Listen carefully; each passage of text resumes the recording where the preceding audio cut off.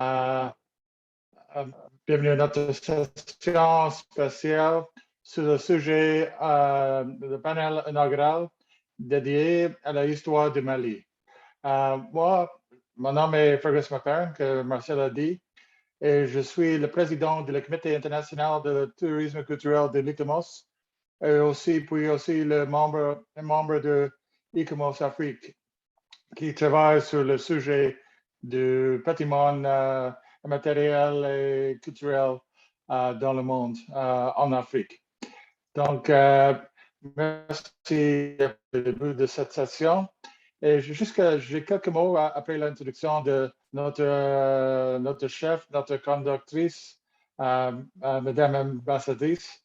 Le Mali est un pays très intéressant. Il y a une grande histoire. Dans mon domaine, nous travaillons avec les sites patrimoine culturel. Mali a trois maintenant, le grand site comme le tombeau d'Askia, le Tombouctou et aussi les villes anciennes de Djenna. Et aussi, il y a un site qui est mixte, le falaise de Bandigara. Donc, il y a quatre sites très intéressants avec l'histoire, les cultures, la nature de le Mali. Donc aussi,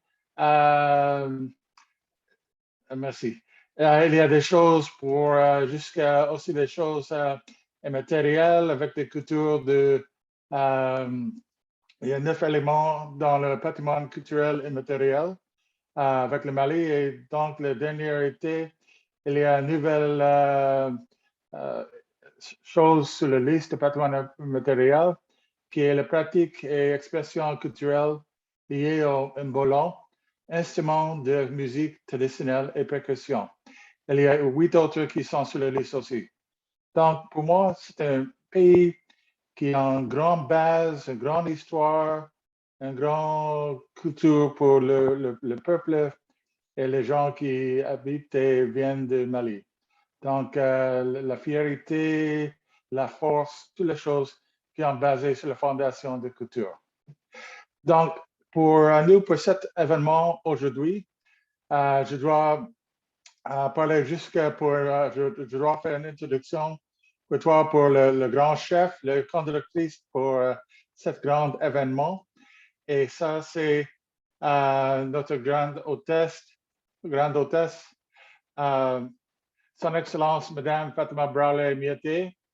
Elle est l'ambassadrice de Mali au Canada, en plus de son rôle de représentante permanente du Mali auprès de l'Organisation de l'aviation civile internationale.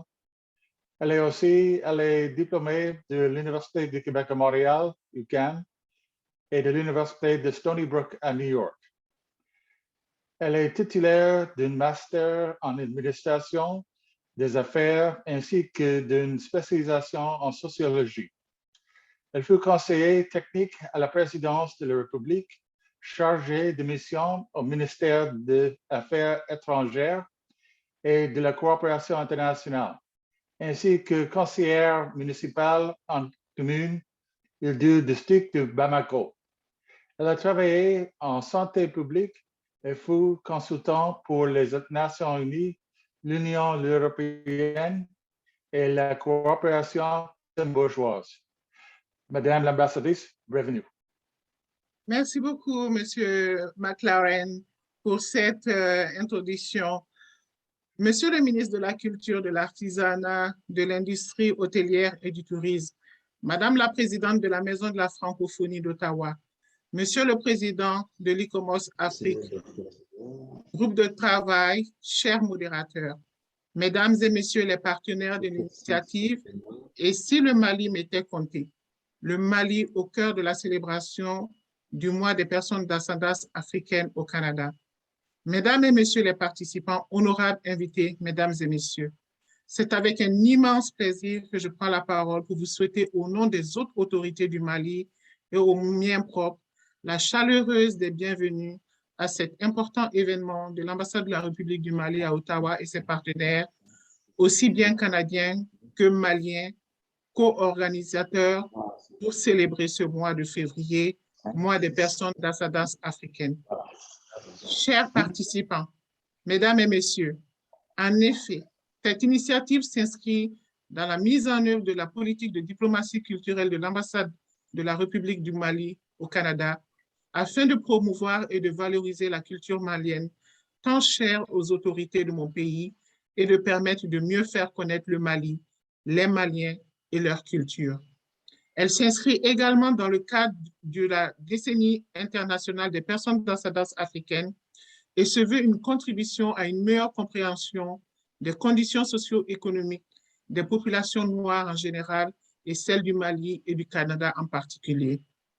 L'objectif visé par cet événement est de mettre en exergue le riche héritage culturel et historique du Mali, qui a influencé et continue d'influencer de nos jours le continent africain, mais également de nous ressourcer dans nos fondamentaux, qui constituent des facteurs de résilience du peuple du Mali que nous avons en partage avec le monde pour nous projeter vers un avenir meilleur. Ainsi, jusqu'au 26 février 2022, l'ambassade de la République du Mali au Canada et ses partenaires vous présenteront sous diverses formes, enracinées dans le cœur de la culture malienne, une série de conférences, de films de fiction, de documentaires, de répertoires, d'activités économiques, alliant histoire, tradition, art contemporain. Honorables invités, chers participants, Mesdames et Messieurs, permettez-moi d'adresser mes vifs et sincères remerciements à tous les partenaires qui ont contribué sous diverses formes pour la réalisation de cette initiative. À cet effet, je voudrais également rendre un vibrant hommage au ministre qui, malgré son deuil suite au décès de son père et ses multiples occupations, nous a fait l'honneur de sa présence. À ces hommages, je voudrais également associer M. Marcel Morin, Olivier Hussein de la Maison de la Francophonie de Ottawa et leur présidente, Mme Fatima Aden Osman, également conférencière, ainsi que M. Nando Dambélé, historien journaliste, que vous découvrirez bientôt, ainsi que tous les autres partenaires et bénévoles pour le formidable travail accompli, que tous trouvent ici l'expression de ma sincère et profonde reconnaissance et gratitude. Chers participants, Mesdames et Messieurs, je ne saurais terminer mes propos sans renouveler ma profonde reconnaissance à vous tous pour votre inscription et surtout votre participation massive à cet événement qui se veut un cadre de valorisation et de célébration des personnes d'ascendance africaine. Vive l'amitié entre les peuples, vive l'amitié entre le Mali et le Canada, vive la culture comme facteur de paix et d'intégration. Je vous remercie pour votre aimable attention. Je vais maintenant passer la parole au modérateur de cette session sur l'histoire du Mali, M. Fergus McLaren, mais auparavant, je souhaiterais le présenter. M. Fergus McLaren est le président de ICOMOS, Comité international du tourisme culturel. M. Fergus McLaren est un professionnel canadien en tourisme durable et en gestion du patrimoine culturel avec 25 ans d'expérience en Amérique du Nord, Europe, Asie et Afrique, avec une grande partie de son orientation professionnelle actuelle impliquant le tourisme et la mise en œuvre des objectifs de développement durable 2030 de l'ONU. Sa formation inclut une large gamme de planification touristique, de gestion de destination et expertise en développement. Son expérience professionnelle inclut la coordination des rencontres internationales et conseils en tant que directeur de l'année internationale de l'écotourisme financée par les Nations Unies. Il enseigne également le tourisme durable à l'Université McGill au Canada et présente des sujets à des institutions postsecondaires internationalement. Il travaille actuellement comme expert pour l'UNESCO, l'Organisation des villes du patrimoine mondial, le Fonds des monuments du monde, l'Institut d'innovation économique pour l'Afrique et la Société du patrimoine et de la culture pour l'Afrique. Il a aussi son propre cabinet de conseil, MacDuff Tourisme, Patrimoine Planification. Monsieur McLaren, je vous remercie pour votre partenariat, d'avoir accepté de modérer cette session et surtout pour votre amitié. Je vous redonne la parole. Merci beaucoup pour votre aimable attention. Merci, Madame merci, Ton Excellence. Merci pour les bons mots aussi. et pour la grande introduction de mon grand ami. Merci bien. C'est bien apprécié. Nous avons, comme je dis avant, nous avons un grand programme sur l'histoire de Mali et toutes les choses intéressantes pour la bonne connaissance du pays et les peuples. Donc, c'est pour nous le début de la session est avec le président de la Maison de la francophonie d'Ottawa, Mme Fatima Aden Osman, sur le mois des personnes d'ascendance africaine au Canada. Donc, j'ai un petit des mots d'introduction. Elle est née à Djibouti. Mme Aden Osman était enseignante de français, langue seconde, et conseillère pédagogique pendant plus de 10 ans dans les écoles de langue. Elle a commencé sa carrière en tant que fonctionnaire au commissariat aux langues officielles, où elle a acquis les connaissances et expériences sur les tenants et aboutissants de la dualité linguistique, les défis des communautés de langue officielle en situation minoritaire, notamment celui des francophones. Elle poursuit sa carrière à Service Canada et œuvre dans divers organismes communautaires. En outre, comme membre de Femmes remarquables d'Ottawa, elle est présidente de la Maison de la francophonie d'Ottawa. Madame Osman, je vous présente. Merci, M. Patterson.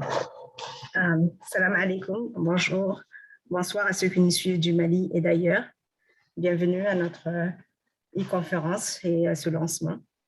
Je tiens d'abord à souligner que nous sommes, la CMFO et les partenaires d'Ottawa, sur le territoire non cédé de la nation algonquine Anishinaabe. Comme vous le constatez, à la Maison de la francophonie d'Ottawa, nous parlons du mois de l'histoire des personnes d'ascendance africaine et non du mois de l'histoire des Noirs. Nous trouvons que c'est un terme plus inclusif, bien choisi et instauré par les États membres de l'ONU en 2014 pour faire référence à la décennie internationale des personnes d'ascendance africaine. Ce mois a officiellement pour thème, en février et en tout temps, célébrant l'histoire des communautés noires aujourd'hui et tous les jours. Un thème qui devrait nous apporter une nouvelle perspective, qui, selon moi, est un appel à l'action au quotidien et non une simple célébration annuelle. Ce mois est plus qu'un exercice illusoire de reconnaissance des personnes d'ascendance africaine. C'est un des événements pour faire progresser le dialogue entre les communautés et de continuer de sensibiliser les alliés aux réalités vécues par les personnes d'ascendance africaine en raison du racisme systémique, de la discrimination et des préjugés inconscients à travers le temps. Comme Einstein l'a dit, il est plus facile de désintégrer un atome que de vaincre un préjugé. Profitons de ce moment de rencontre, d'échange, de collaboration pour en faire un catalyseur afin de guérir les blessures du passé et du présent et d'œuvrer pour une société meilleure et consciemment plus inclusive, de souligner la résilience surtout de nos jeunes et d'applaudir l'excellence de la diaspora au Canada et dans le monde entier qui a tant apporté et continue d'apporter à la croissance, au bien-être et à la prospérité des pays d'accueil. Il est difficile de condenser, de célébrer et de reconnaître la longue et riche histoire de nos communautés en un seul mois, le mois le plus court de l'année et le plus froid au Canada. Et à la Maison de la francophonie d'Ottawa, nous desservons des francophones originaires de plus de 72 pays qu'on aimerait découvrir et vous faire découvrir. Commençons cette belle découverte par le Mali, qui a pour magnifique devise un peuple, un but, une foi. Une initiative de son Excellence, Madame l'ambassadrice du Mali, Fatima Braoulé-Mété, que je remercie tout particulièrement de nous avoir préparé avec son équipe un beau programme didactique, riche et diversifié. Un programme qui a pour thème « Et si le Mali m'était compté ?» Ça me rappelle la citation de celui que l'on nommait le sage d'Afrique, Amadou Mpateba. Un conte est un miroir où chacun peut découvrir sa propre image. Et oui, on a tous eu des héros, des rois, des reines, des grandes figures qui ont marqué notre histoire. La reine de Saba, Nefertiti, Chaka Zulu, Toussaint Louverture, Sadio Mané, Seyd Abdullah Hassan, Mahmoud Harbi, Viola Démon, et j'en passe. Et en cette saison au Canada, une figure me vient à l'esprit, Maurice Richard, pour ceux qui le connaissent. Mais revenons à notre programme, qui a pour première thématique l'histoire du Mali. L'Empire du Mali est le deuxième plus grand empire de l'Ouest africain, après l'Empire du Ouagadougou, Ghana. Il a atteint son apogée vers 1312, sous le règne de Kankou Moussa.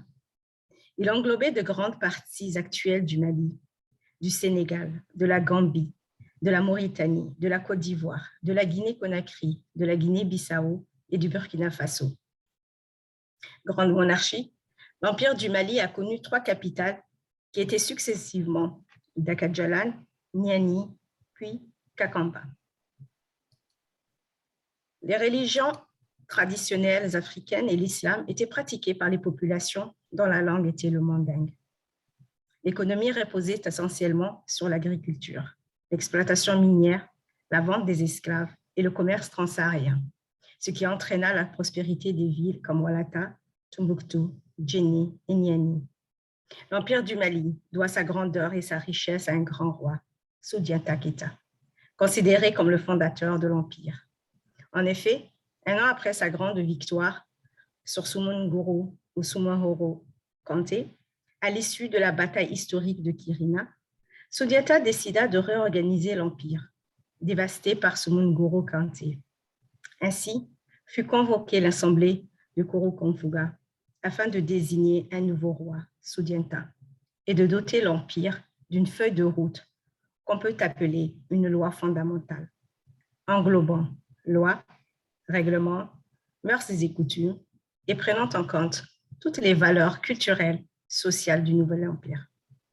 L'œuvre de Soudiata sera perpétuée par ses successeurs, notamment Kankou Moussa et Aboukar II. Bon, j'arrête mon voyage dans le temps et reviens dans mon froid canadien.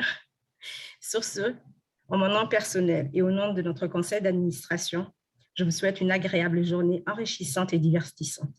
Merci et au plaisir de vous voir en présentiel chez nous à la Maison de la Francophonie d'Ottawa. Merci. Merci, Mme Eden, pour vos beaux mots. C'est très intéressant, très important sur le sujet de l'histoire et la culture de Mali. Donc, c'est très, très, très intéressant. C'est un bon début pour nous. À la prochaine, nous avons direct de Mali l'allocution de Son Excellence M. Ndogoli Guindo, ministre de l'Artisanat, de la Culture, de l'Industrie hôtelière et du Tourisme du Mali. J'ai juste quelques mots pour l'introduction pour M. Guindo et ce grand travail. Il est le ministre de l'Artisanat, de la Culture, de l'Industrie hôtelière et du Tourisme.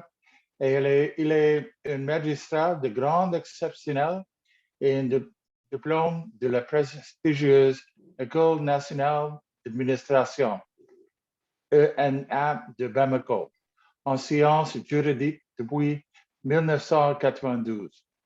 Titulaire d'un DIA, diplôme d'études approfondies en droit privé, obtenu à l'Institut de sciences politiques, relations internationales et de la communication ISPIC de Bamako.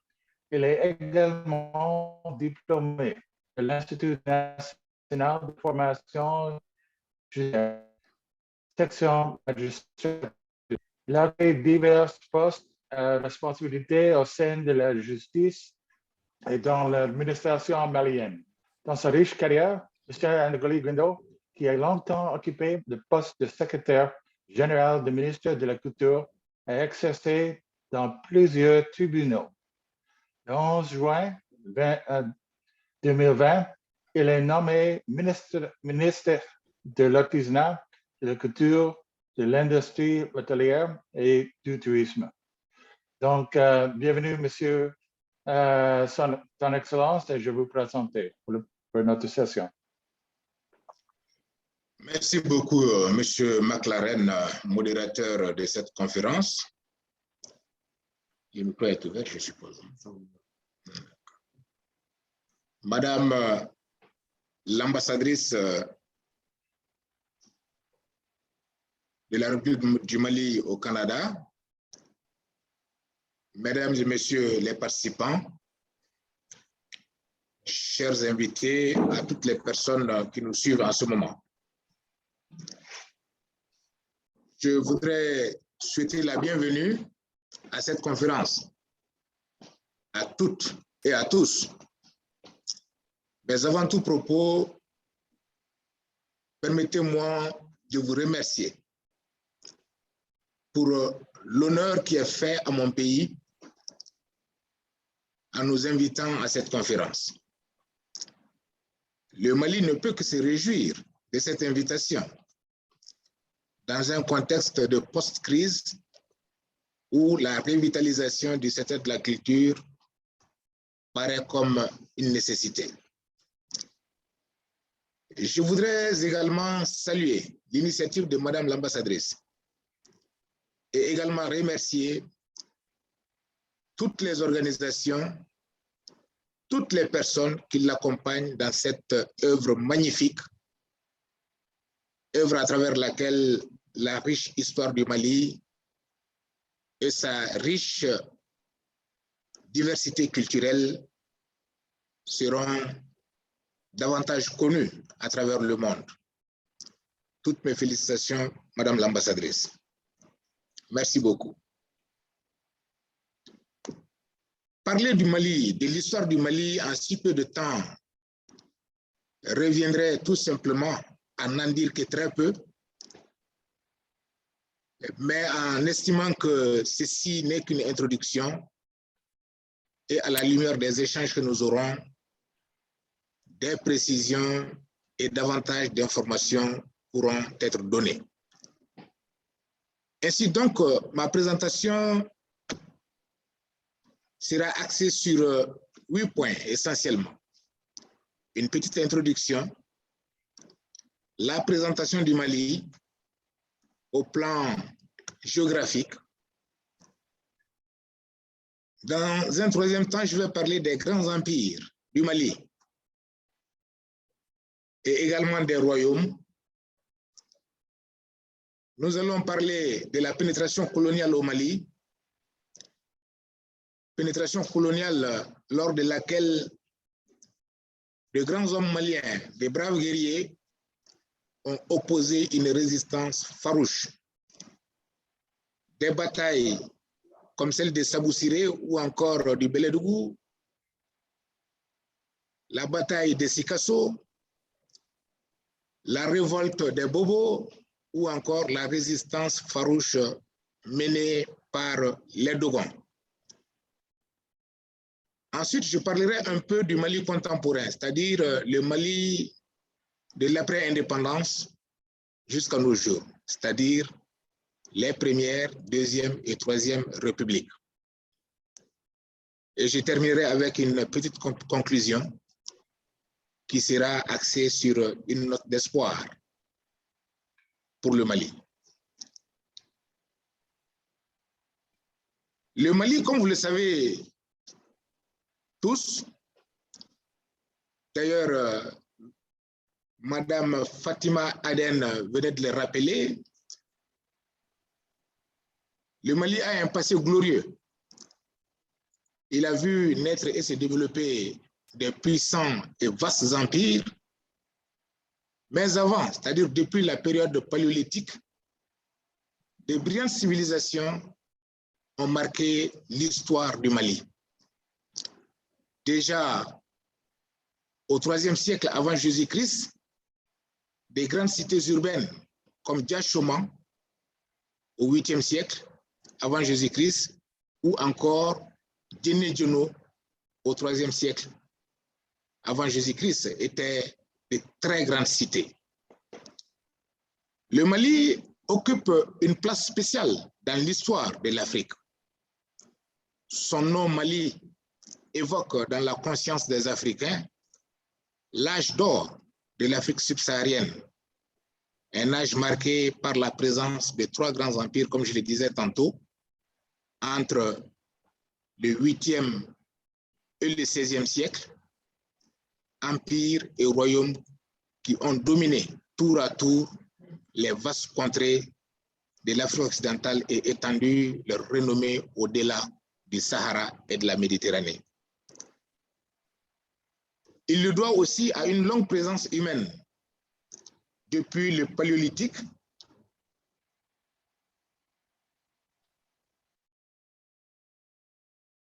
ainsi qu'à l'existence d'entités politiques aussi diverses que les grands empires soudanais.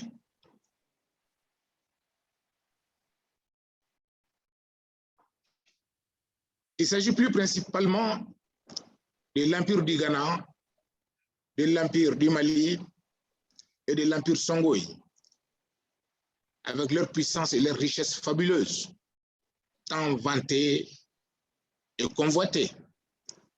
Parler du Mali, c'est aussi évoquer la farouche résistance à la pénétration coloniale, c'est parler de son accession à l'indépendance et également des premières et deuxièmes républiques.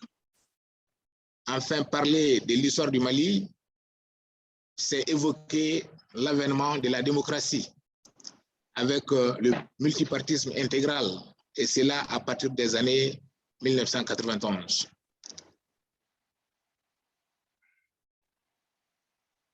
Le Mali, d'un point de vue géographique, est situé au cœur de l'Afrique occidentale. C'est un pays très vaste, un pays continental aux 2/3 arides, sans accès sur la mer et qui couvre une superficie de 1 241 238 km². Les pays qui le bordent sont l'Algérie au nord, à l'est le Niger et le Burkina, au sud la Côte d'Ivoire et la Guinée, à l'ouest le Sénégal et la Mauritanie, et le Mali s'étend d'une part entre les 11e et 25e degrés de latitude nord et d'autre part entre les 4e degrés de longitude et le 12e degré de longitude ouest. Le relief, il est peu montagneux. Il se caractérise par une succession de plaines et de plateaux, des bas plateaux, dont les plus importants sont le plateau Manding, formé par une succession de tables et massifs creux entaillés de vallées. Le plateau Dogon également, aussi connu sous le nom de falaise de Bandiagara, et qui culmine à 1155 mètres, notamment le mont Ombori. Et enfin l'Adrar des Ifogas, dans la partie nord-ouest du pays. Je ne vois pas bien à où là.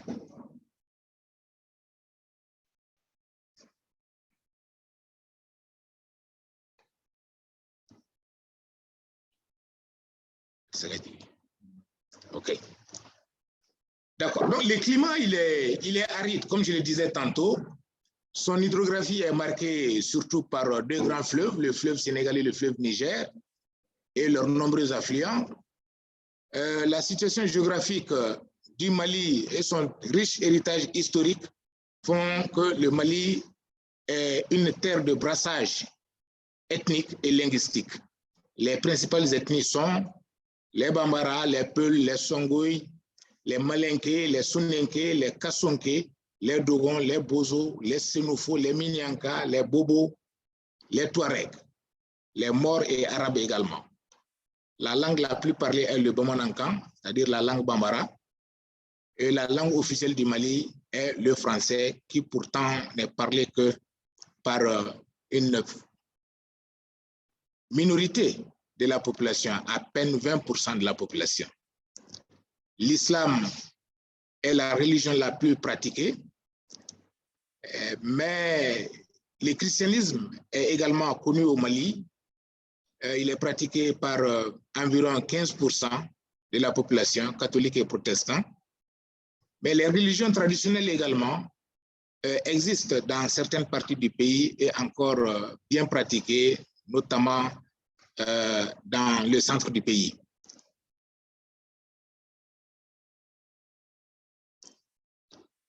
Le Mali, c'est une vingtaine de régions administratives et Bamako, qui est la capitale, est un district.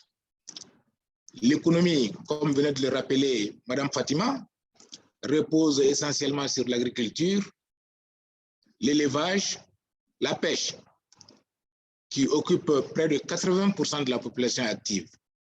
La production industrielle est basée sur la transformation des produits agricoles.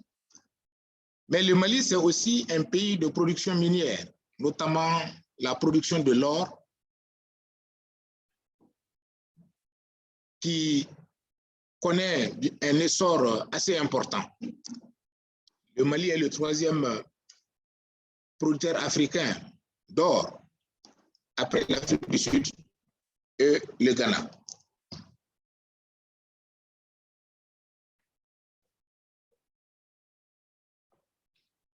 Je ne vois pas la partie. OK.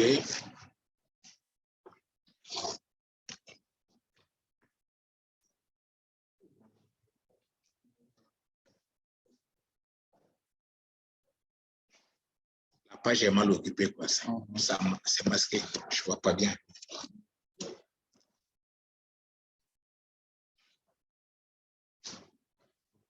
Voilà, donc venons maintenant à l'Empire du Ghana. Connu sous le nom de Ouagadougou, dont parlait tantôt Madame Fadima Aden. On en saurait dire plus, d'autant qu'elle a brossé de façon très éloquente l'histoire de cet empire célèbre. Et comme elle l'a dit, Ouagadougou, qui avait pour capitale Koumbi Salé, il est le premier des trois grands empires marquant la période impériale ouest-africaine. Le centre se situe dans le sud-ouest de la Mauritanie, Mauritanie actuelle, à une cinquantaine de kilomètres au sud de Timbedra, dans le Hod Chargui, non loin de la frontière avec la République du Mali. Ces ruines présentent un tel archéologique important au milieu d'une plaine sableuse. Les auteurs anciens donnent plusieurs détails sur cet empire et sur sa capitale, Ghana. Ibn Aukal, au IVe siècle de l'Hégire, présente l'empereur du Ghana comme le plus riche grâce à son or. Al-Bakri note que la capitale se compose de deux parties, dont l'une est habitée par des marchands d'origine maghrébine, des jurisconsultes et des savants distingués, et possède également 12 mosquées, dont l'une sert pour la prière du vendredi. L'Empire du Ghana, qui tirait sa prospérité du commerce transsaharien de l'or et du sel, joua un rôle d'intermédiaire entre l'Afrique du Nord et l'Afrique noire. Après la défaite contre les Almoravides, venus du Maroc, et l'annexion par les Sosso, l'Empire du Mali prit la relève.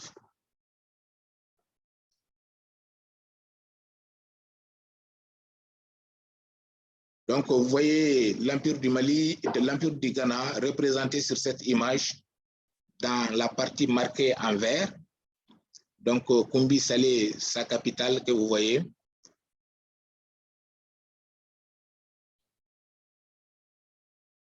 Alors, donc, les recherches archéologiques conduites à Koumbi Salé ont permis de vérifier l'existence d'une stratigraphie urbaine attestée au niveau du tel principal sur plus de 5 siècles.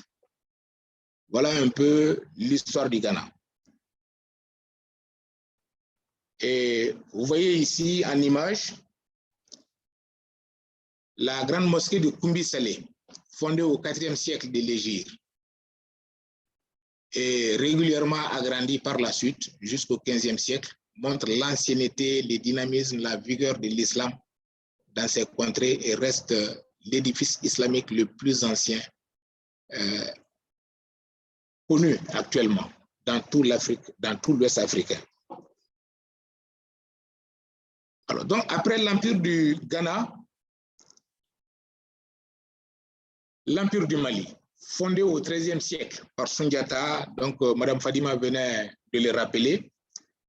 Alors, nous n'allons pas pour ne pas la répéter, revenir sur tout ce qu'elle a dit. Mais l'Empire du Mali qui a atteint son apogée avec Soundiata Keïta, célèbre empereur, et qui a remporté la bataille de Kirina en 1235 contre Soumangourou Kanté. Madame Fadima avait rappelé également la conférence de Kourkanfouga qui a abouti justement à l'adoption de la charte du Mandé, dite encore charte de Kourkanfouga, qui est considérée aujourd'hui comme l'une des chartes des droits humains les plus anciens au monde. Et cette charte est classée patrimoine de l'UNESCO, mais également elle est classée dans le patrimoine culturel national. Les sites de Kourkanfouga, c'est-à-dire la place sur laquelle est la place où s'est tenue la grande conférence, est également classée dans le patrimoine culturel national du Mali. Et la charte elle-même traitait de beaucoup de questions, notamment des questions de droits civils, des questions de droits humains, de droits constitutionnels. Et c'est une charte qui a consacré dans le Mandé justement l'abolition de certaines pratiques, notamment le mariage forcé. Une charte qui a aboli également la lutte, du moins l'oisiveté, qui a aboli l'oisiveté. Et c'est une charte qui a consacré le caractère sacré et inviolable justement de la vie humaine. Et je rappelle que cette conférence s'est tenue en 1236, suite à la victoire de Soundiata Keïta sur Soumangourou Kanté. L'Empire du Mali, représenté en image sur l'écran comme vous le voyez, alors il s'étendait d'est en ouest jusqu'à la côte atlantique, et comme vous pouvez bien le constater, il s'étendait sur la plupart des pays ouest africains que nous connaissons aujourd'hui.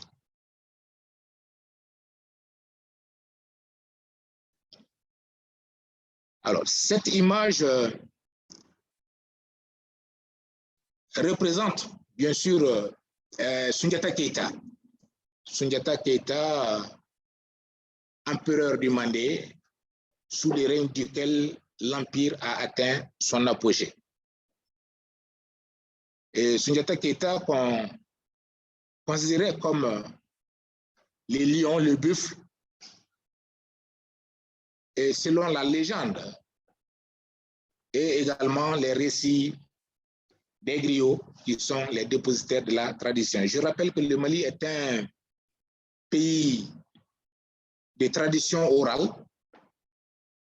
Donc, les récits racontés par les griots et les dépositaires de l'histoire donc rapportent que Soundiata était considéré comme un lion, un buffle, et c'est là en référence bien sûr à la force qu'il incarnait, en référence à son courage, à sa bravoure.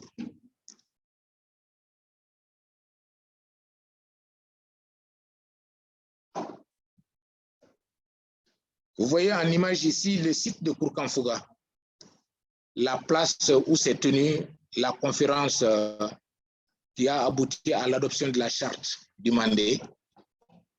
Et vous voyez légèrement en haut à gauche, voilà la façade. Et l'image que vous avez en bas est celle d'un monument que le ministère chargé de la culture envisage d'ériger sur cette place.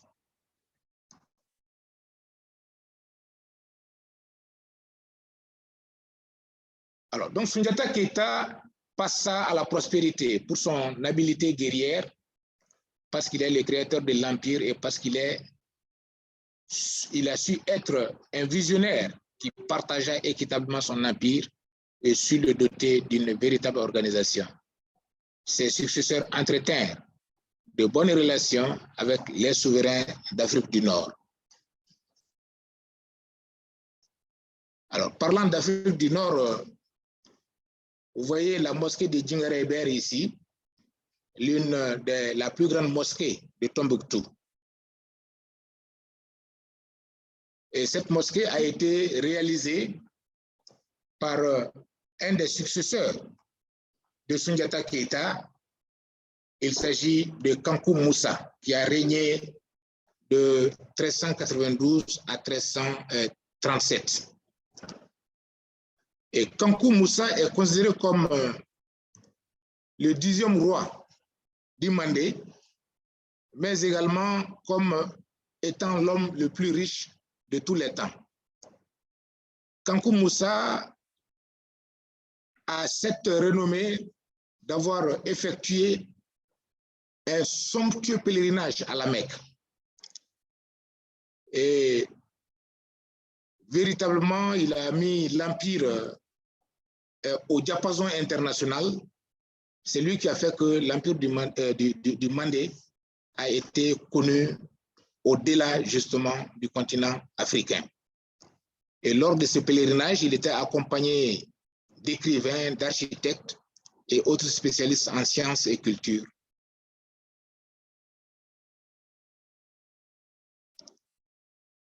À son retour de la Mecque, du pèlerinage, il a fait construire la mosquée de Djingareyber, dont je parlais tantôt, mosquée 6 à Tombouctou, la plus grande mosquée de cette ville, et également une autre mosquée à Gao.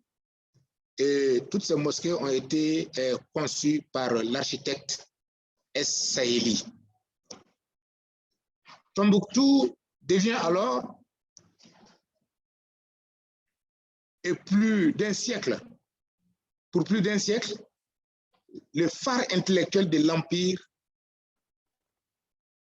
et cela grâce à l'université de Sankoré, qui accueillait des milliers d'étudiants venant de partout dans le monde. Cette image que vous voyez ici représente le roi Kankou Moussa, le célèbre roi, qui a fait ses pèlerinages à la Mecque. Et maintenant, l'Empire Songhai, le troisième empire. Alors, l'Empire Songhai est un État d'Afrique de l'Ouest qui a existé entre le 15e et le 16e siècle.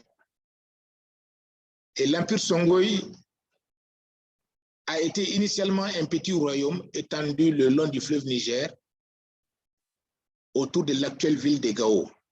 Gao est située au nord-est du Mali. Au 7e siècle, c'est le royaume de Gao, devenant par la suite vassal des empires du Ghana et du Mali. Vers 1300, le Songhai passe sous la coupe de l'empire du Mali. Il est alors une composante de cette constellation de royaumes assujettis qui constituent habituellement les empires d'Afrique de l'Ouest de cette époque. Il retrouve son indépendance sous le règne de Soni Alibert, de la dynastie des Soni, 1464-1492. Soni Ali qui combat les Peuls et les Touaregs, ainsi que les lettrés musulmans de la ville sainte de Tombouctou. Soni Ali tente de préserver la culture non islamisée de son royaume. La mort de Soni Alibert ouvre une courte période en 1492-1493 d'instabilité au sein de l'Empire. Donc cet empire également est représenté sur cette image telle qu'elle apparaît. La partie rose tendant vers l'orange que vous voyez sur votre écran. L'Empire Songhai.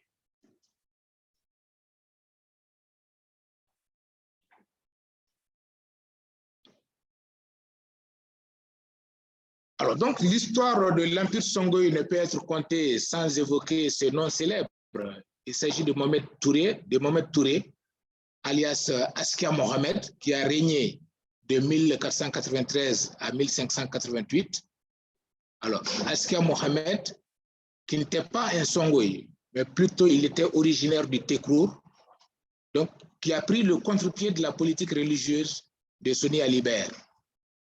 Alors, Askia Mohamed, lui aussi, a effectué un pèlerinage à la Mecque. Et selon les récits donnés par les panégyristes, il a effectué ce pèlerinage avec 1500 hommes, dont 500 cavaliers et 1000 fantassins, de nombreux jurisconsultes et de savants. Et il aurait emporté avec lui 300 000 pièces d'or, dont 100 000 pour les dépenses d'entretien, 100 000 pour l'achat de marchandises, 100 000 pour l'aumône aux deux villes saintes, c'est-à-dire la Mecque et Médine, et l'achat d'un jardin pour les gens du Soudan, selon, disais-je, la légende. Askia Mohamed édifia en 1494, à son retour du pèlerinage, le tombeau des Askia, composé des éléments suivants: la tour pyramidale, les deux mosquées à toit plat, les nécropoles et la place de la pierre blanche.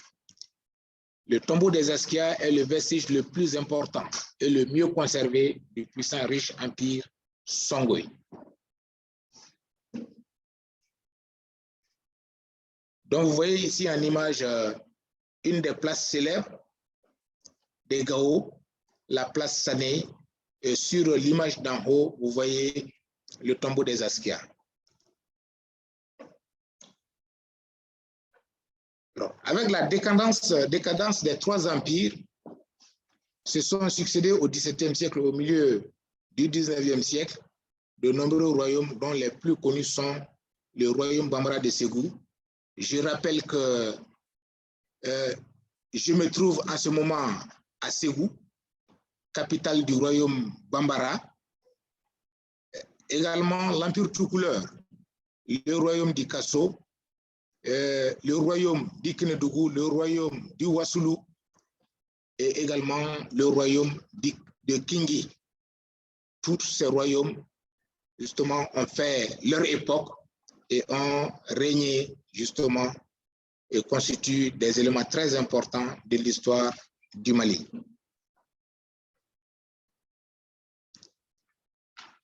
La pénétration française, elle a commencé avec l'arrivée du colonisateur des Blancs en 1878 à Saboussiré, et à Saboussiré en 1878 et à Kita en 1881, Bamako en 1883, Ségou en 1890, Nioro en 91, Djenné en 1893, Tombouctou en 1894, Sikasso en 1898, Gao en 1999. Cette conquête d'un territoire divisé en plusieurs royaumes s'est opérée par la force et par la diplomatie. Dans certains cas, les Français tentant de jouer les uns contre les autres en faisant signer des traités qui n'ont pas été toujours respectés, bien sûr. Et à cette pénétration française, les Maliens ont opposé des résistances farouches, notamment à travers la bataille de Saboussiré, ou encore la bataille qui les avait opposés à El Hadj Omar Tall, la bataille qui les avait opposés au Bambara du Beledougou. Et lors de cette pénétration française, il y a eu plusieurs révoltes à travers le pays. La révolte des Bobos, la révolte des Dogons, qui ont également opposé une bataille farouche à la conquête de leur territoire par le colonisateur français. Et ce qui amène les panégyristes et les historiens à rappeler chaque fois que nécessaire que le Mali est un pays des hommes d'honneur.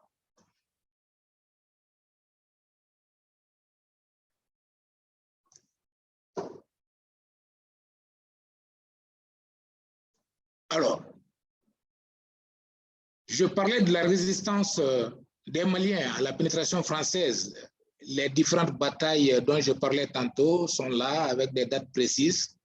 La bataille de Woyoyanko en 1883, qui avait opposé les troupes françaises à celles de l'Almami Samori Touré. En 1878, à Sabou Siré, à 10 km en amont de Médine, Kaï, le roi Nyamoudi Sissoko, qui est tombé lors de cette bataille. À Sikasso, le 1er mai 1898, le royaume de Kénédougou, Babemba Traoré a préféré la mort à la honte. Il disait peu avant sa mort que moi vivant, les Français ne pénétreront jamais à Sikasso, plutôt la mort que la honte. Et pour les autres, vous avez vu la liste, une liste assez longue qui démontre bien combien les populations du Mali avaient opposé une résistance, un refus à la colonisation.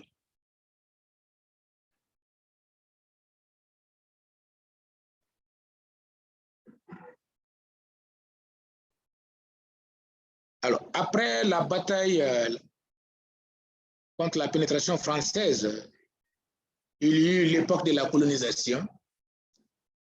Et ensuite, à partir des années 60, le processus de décolonisation de l'Afrique s'est opéré et la République du Mali a accédé à l'indépendance le 22 septembre 1960.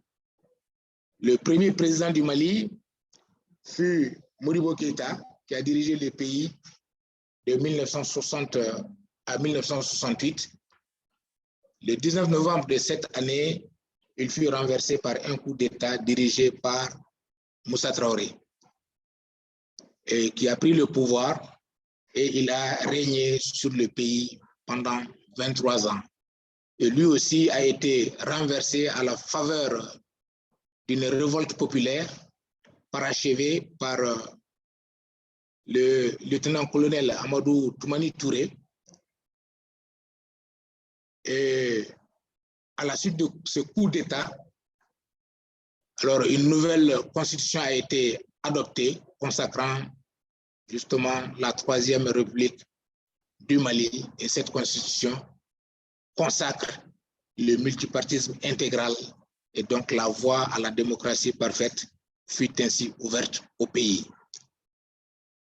À la faveur de cette démocratie, des élections ont été organisées en 1992 et qui ont porté M. Alpha Omar Konaré à la tête du pays, élu avec 69,01% des suffrages exprimés et contre 30,99% à Tchaoulé Mamadou Konaté.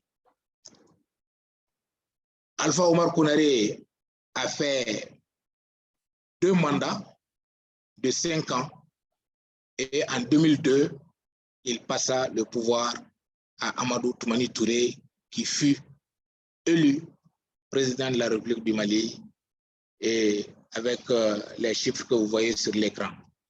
Donc Amadou Toumani Touré à son tour a fait 2 mandats, c'est-à-dire de 2002 à 2012,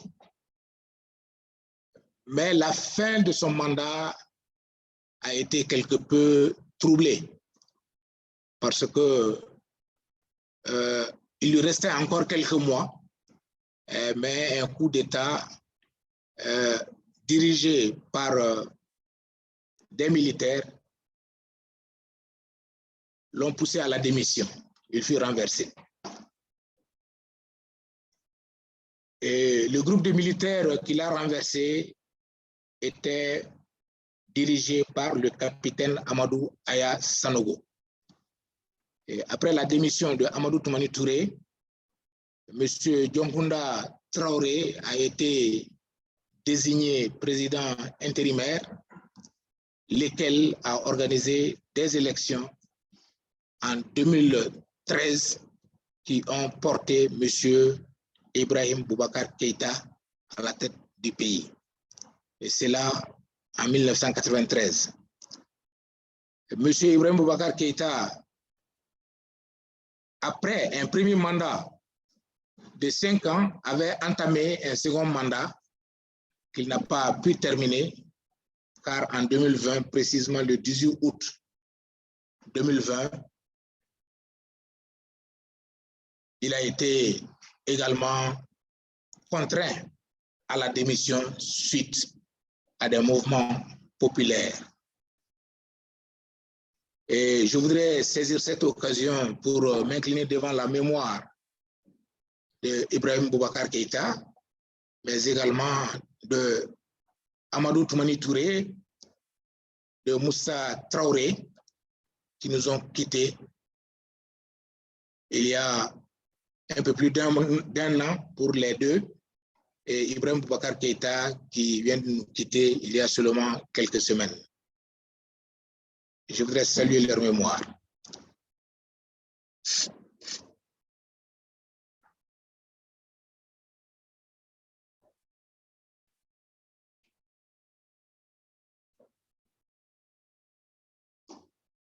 Alors, voilà donc de façon très ramassée l'histoire du Mali, très résumée, parce que comme vous le savez tous, le Mali a une longue et riche histoire. Je l'avais dit lors de l'introduction, il est très difficile de parler de l'histoire du Mali en quelques minutes.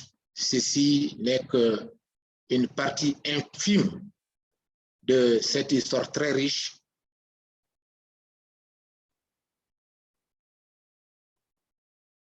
Voilà donc, mesdames et messieurs, je voudrais vous remercier pour votre aimable attention. Cette riche et longue histoire du Mali en fait une terre de culture, une terre d'accueil et d'hospitalité. Le riche patrimoine culturel du Mali tire en partie ses sources dans cette riche et longue histoire. En espérant que cette communication permettra de connaître un peu et davantage l'histoire du Mali avec son passé glorieux, je vous remercie de votre attention. Merci beaucoup.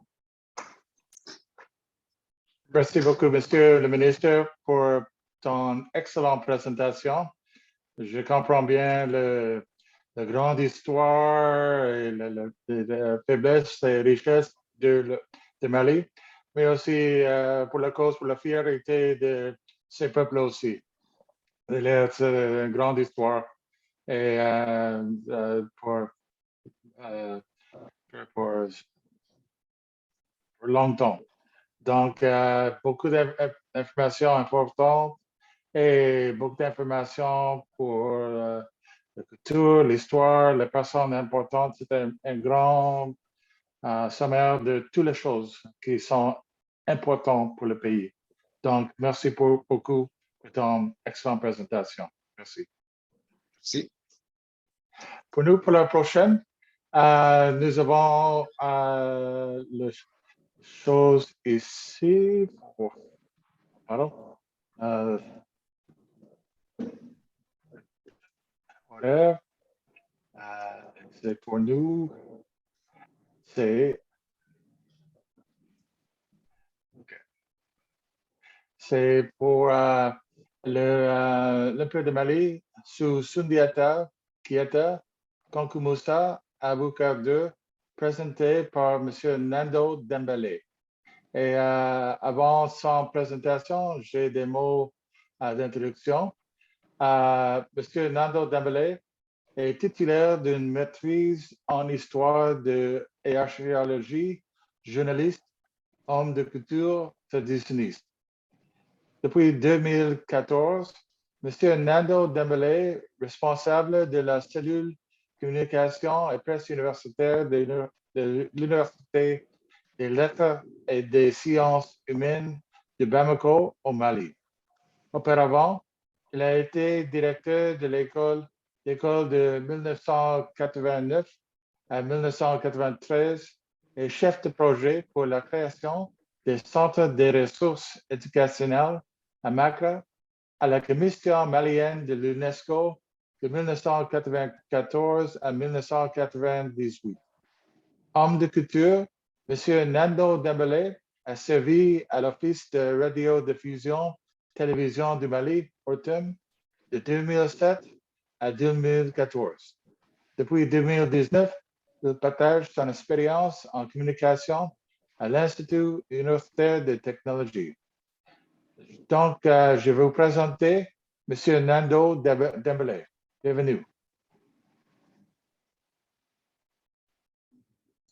Merci bien, M. Fergus Maderen, pour cette présentation. Je m'y retrouve parfaitement.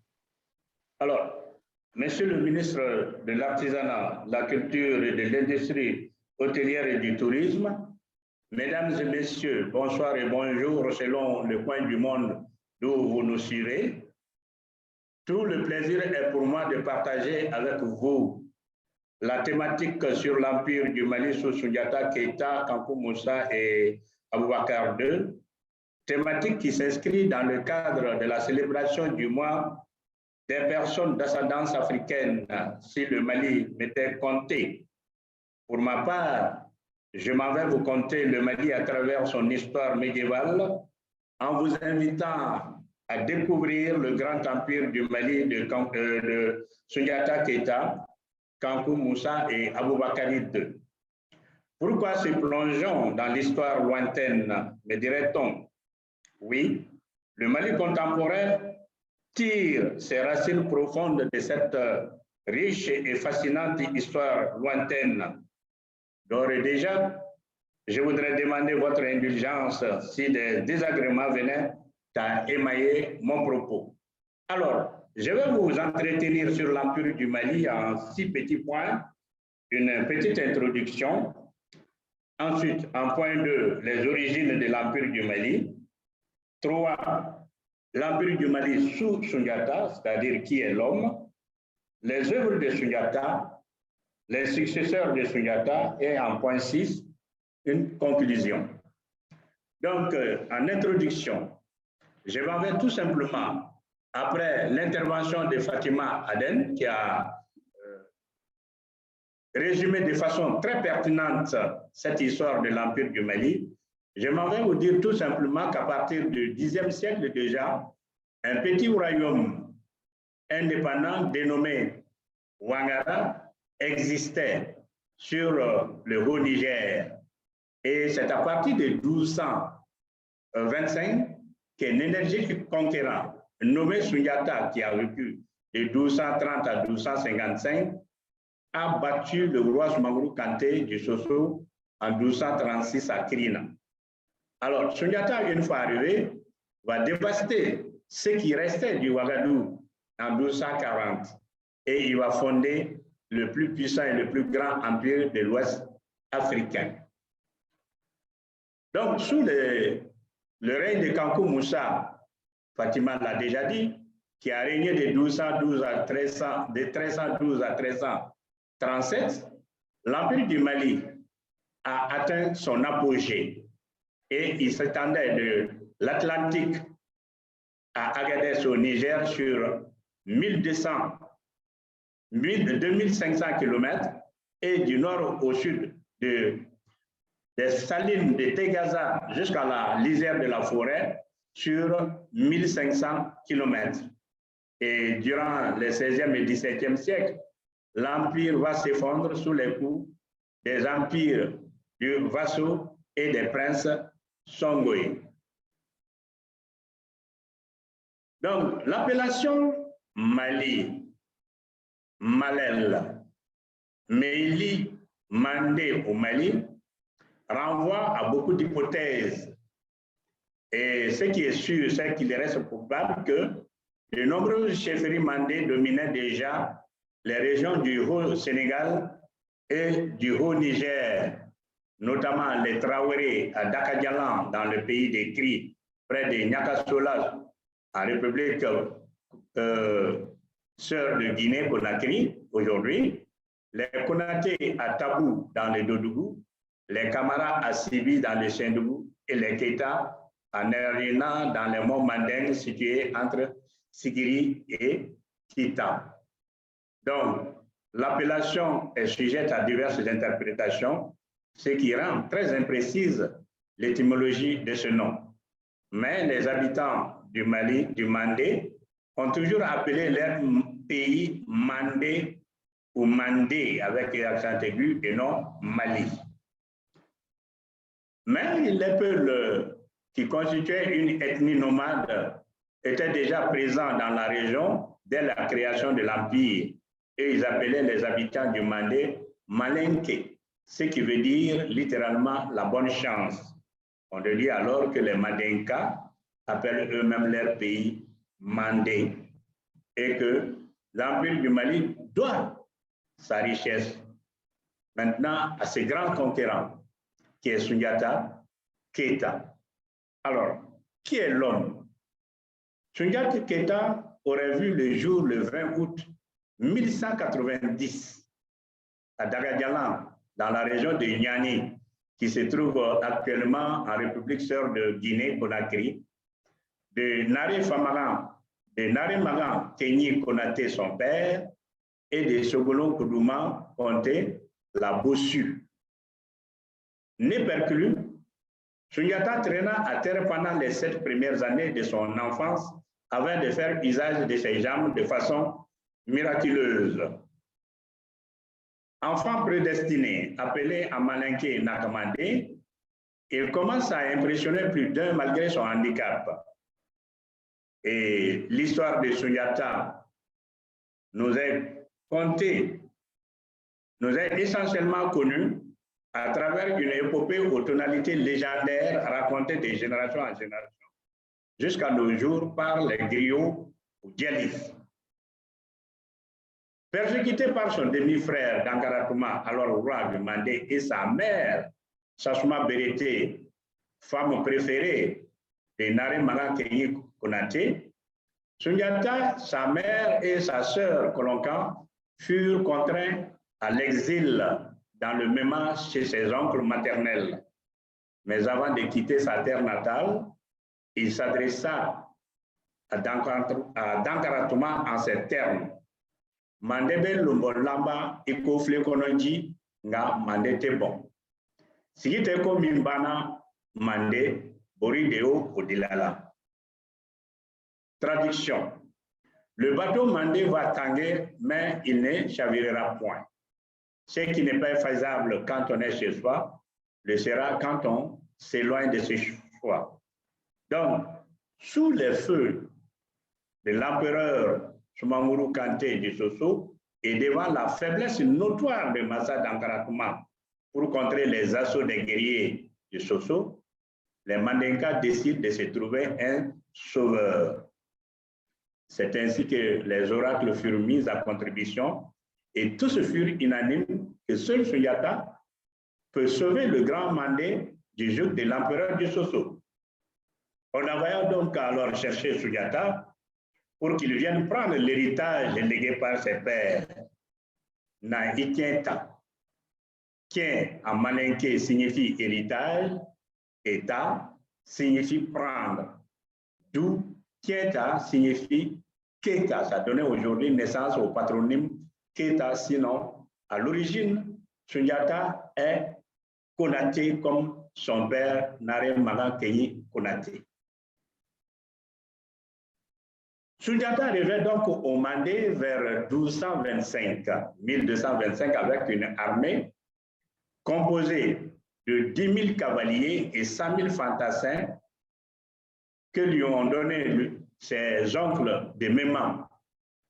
Et il entreprit la guerre contre Soumamourou Kanté. Après plusieurs batailles émaillées d'échecs et de succès, Mari Diatta, une autre appellation attribuée à Soundiata, arrive à bout du puissant roi du Soso à la bataille historique de Krina en 1235.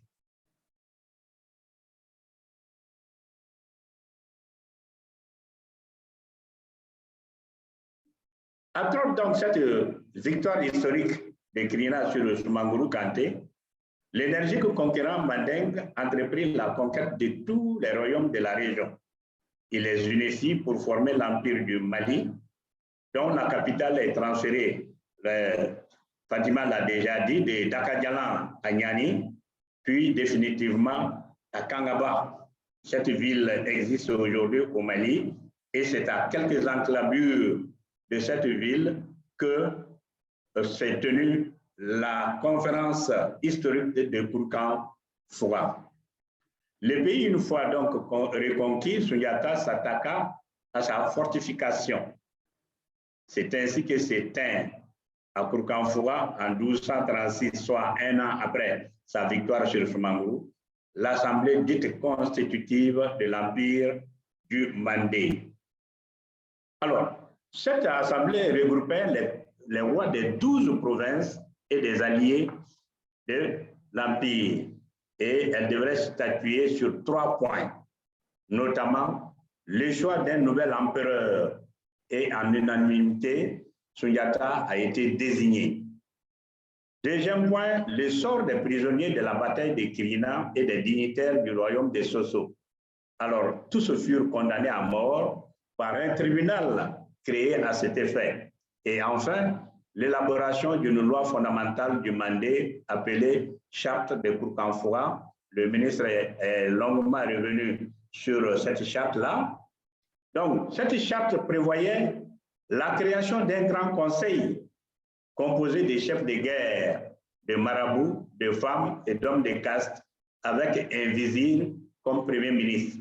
Donc, vous voyez déjà l'habileté avec laquelle Sundiata, une fois investi, Mansa, c'est-à-dire roi des rois, et Simbo, c'est-à-dire grand maître chasseur, va s'atteler à l'organisation politique, administrative, économique, religieuse et sociale de l'Empire. Parce que désormais, il a un instrument entre les mains, qu'est la charte, qui constitue une feuille de route. Donc, sur le plan politique et administratif, l'Empire du Mali était comparable à une fédération constituée des États tributaires et divisée en 12 provinces. L'empereur était assisté du Conseil des Anciens et toutes les décisions étaient désormais prises en conseil. Les gouverneurs des provinces appelés Farin ou Farba étaient dotés d'une certaine autonomie et au niveau de leurs provinces respectives, ils veillaient à l'application correcte de la charte et assuraient la collecte de l'impôt royal. Alors, sur le plan économique, le ministre l'a largement développé. L'Empire du Mali était prospère grâce à l'exploitation minière d'or et de cuivre, le commerce transsaharien et l'agriculture. Et cette prospérité a entraîné le progrès des villes comme Oualata, Djéné, Tombouctou, Gao et Niani, comme l'a si bien souligné Fadima Aden. Sous Sundiata, donc, nous sommes maintenant à l'organisation sociale. La société mandingue était très hiérarchisée. C'est ainsi qu'on avait au sommet de cette pyramide les nobles, suivis des hommes libres, des hommes de caste et des prisonniers. Nous parlons ici des prisonniers parce que avant même l'avènement de Sundiata à la tête de l'Empire du Mali, durant tout le temps que Soumangourou a occupé l'Empire du Mali, il avait lui aussi déjà aboli l'esclavage. C'est pourquoi nous employons aussi le mot prisonnier au lieu du mot esclave. Et sur le plan religieux, le ministre l'a dit, la laïcité était le principe de base. Dans l'Empire du Mali, les rois et sa cour pratiquaient l'islam, pendant que la plupart des populations pratiquaient toujours la religion traditionnelle. Et la sagesse et la tolérance de Sundiata a permis aux différentes ethnies et religions de vivre en paix et en parfaite symbiose. Donc, ce slogan qui est là aujourd'hui ne date pas d'aujourd'hui. Alors, Sundiata va proclamer la première déclaration aussi des droits de l'homme en disant ceci. Toute vie humaine est une vie. Une vie n'est pas plus respectable qu'une autre. À Malinké, ni Beni, ni Mapsaninidi. Sundiata mourut donc en 1255 et son œuvre gigantesque sera perpétuée par ses nombreux successeurs. Successeurs, à Sundiata, il y en a eu beaucoup, beaucoup et beaucoup. Et je rappelle que, contrairement aux autres royaumes et empires, l'Empire du Mali n'avait pas de règles fixes pour la succession au trône. Tantôt c'était de père en fils, tantôt c'est de frère des frères qui se succédaient. Mais un vaillant guerrier pouvait aussi accéder au trône. C'est le cas de Sakura, qui était un affranchi qui a profité de la mésentente entre les enfants de Sundiata pour prendre le trône. Donc, alors, parmi les nombreux successeurs de Sundiata Keita, deux retiennent ici notre attention. Il s'agit notamment de Aboubakari II, qui a régné de 1310 à 1312, c'est 2 ans de pouvoir. Alors, ce prince, si vous voulez, cet empereur, il s'est rendu très célèbre en lançant 2 expéditions maritimes pour découvrir les limites de l'océan Atlantique et probablement les Amériques avant Christophe Colomb. Donc, au lieu de savourer les délices du palais royal, non, Aboubakari II a préféré se lancer à l'aventure. C'est ainsi qu'il va équiper, dans un premier temps, 200 navires remplis de vivres et les envoya en haute mer, mais cette fois-ci sans succès. Toujours incrédule, il s'y équipé, cette fois-ci, 2000 navires et va naviguer lui-même vers l'ouest et malheureusement, on ne le revu plus. Alors, par rapport à ce voyage, donc les visions diverses,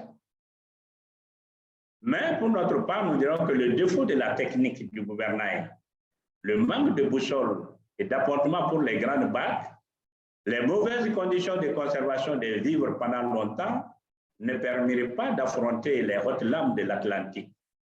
Ce qui fait que les incertitudes sur l'issue de ces expéditions restent toujours vives. Alors, deuxième successeur de Sundiata Keita, qui a marqué également la vie de l'Empire, reste Kankou Moussa, qui a régné de 1312 à 1337, soit 25 ans. Alors, lui, il a porté l'Empire à son apogée. Et c'est sous lui que l'Empire du Mali s'étendait de la Gambie actuelle au Niger et du Sénégal à l'Aïr, soit 2500 km sur 1200 km. Et sous Kankou Moussa, le commerce transsaharien portait sur l'or, le cuivre et des marchandises convoitées par les Méditerranéens à travers des caravanes. Et annuellement, 12 000 caravanes sillonnaient donc le Sahara entre l'Empire du Mali et les Caire. Également, Kankou Moussa était ami des lettres et de la religion. C'est ce qui le poussa à effectuer un pèlerinage historique à la Mecque en 1324-1325. Et à l'issue de ce long voyage, Kankou Moussa était accompagné de 60 000 personnes, à peu près 500 porteurs ayant chacun en main une canne d'or pesant à peu près 3 kilos, soit 500 mithkals, et 40 mules chargées également d'or. Le passage au Caire, Kankou Moussa a tellement distribué l'or que le prix de ce métal précieux a chuté. Donc, il revient de son pèlerinage en 1325 par Gao au Tombouctou. Étant lui-même sultan, il s'est fait accompagner d'un architecte El Saheli à qui il demanda de construire de magnifiques mosquées à Tombouctou, notamment la mosquée d'Engrébert. Et c'est à Tombouctou que vont se créer également les grandes universités médiévales que notre pays a connues, où on enseignait pratiquement toutes les sciences. Le ministre, dans sa communication, les a évoquées, à savoir l'histoire, la géographie, la biologie, l'astronomie, la rhétorique, beaucoup, même la médecine à l'époque. Donc, c'est grâce surtout à ce sultan Kankou Moussa. En conclusion, Je dirais que l'Empire du Mali avait atteint un stade de civilisation où la grandeur est assez forte pour dominer la violence et l'injustice. Et avec la clairvoyance de ses rois, son organisation sociale, religieuse, politique, administrative et économique, l'Empire du Mali n'avait rien à envier aux États modernes d'aujourd'hui.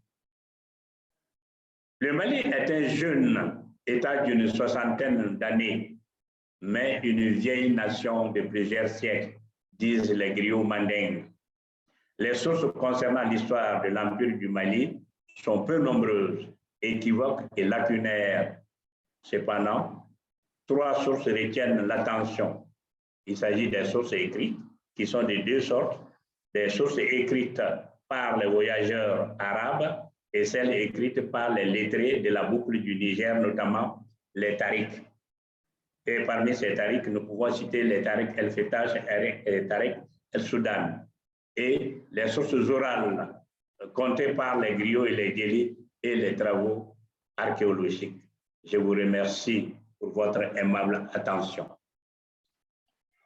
Monsieur Dembélé, pour votre excellente présentation.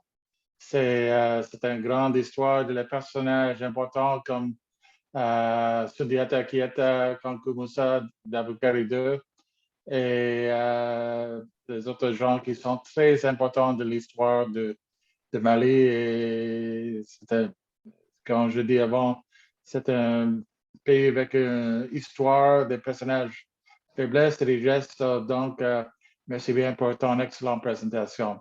Et toutes les choses pour la connaissance pour l'audience pour ça. Donc, pour nous, la prochaine chose est un film de projection de film de Magan Sundiata, empereur de Mali, un autre grand personnage. Et c'est la personne qui a le film. J'ai invité à faire la projection maintenant.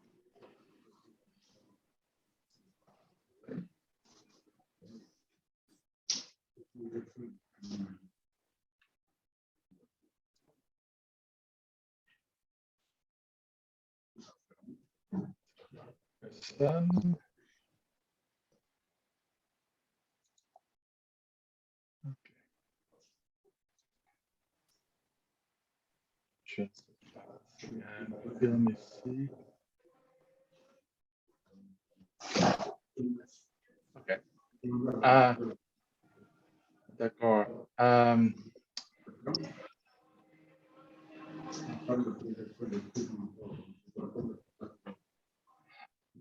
Madame l'ambassadrice, est-ce qu'il y a une personne qui va faire le film? C'est Marcel qui va le projeter. OK. Parfait. Donc, je vais partager mon écran et en faire la projection. OK, merci. Il n'est pas long. Pas de problème. Après le film, nous avons des sessions de questions pour les présentateurs. Donc, nous attendons pour le film et après ça, des questions.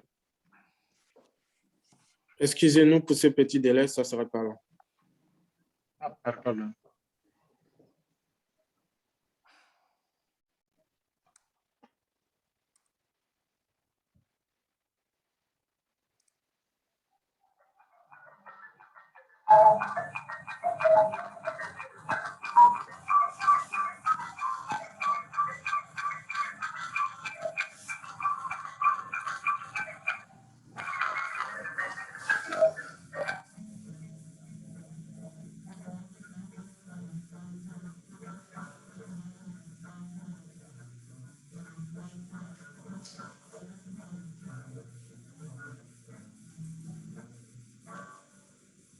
Depuis de longues années, Soumaoro, le roi du Sanson, avait conquis le Mont-Cinq, le pays des Maléfiques. Son armée la plus forte faisait régner la terreur dans le pays. Les Maléfiques, vaincus, étaient vendus comme esclaves sur les marchés. Certains Maléfiques, qui ne voulaient pas accepter la tyrannie de Soumaoro, s'étaient réfugiés dans une île du Niger. Ils demandèrent conseil aux vieillards. Et les vieillards répondaient: il n'y a qu'un seul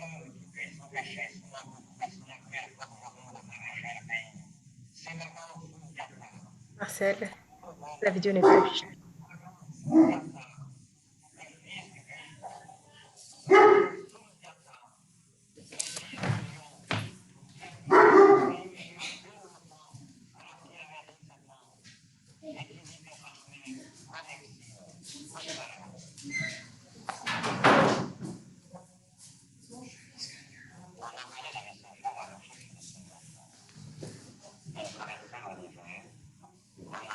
OK, on n'arrive pas à voir le film, donc on va aller directement aux questions. Fergus? Oui, ça marche. OK. Merci, Son Excellence. Donc, vous avez écouté quelques excellentes présentations de nos présentateurs. Donc, si vous avez des questions, faites en main sur l'écran. Il y a un bouton pour faire juste raise hand.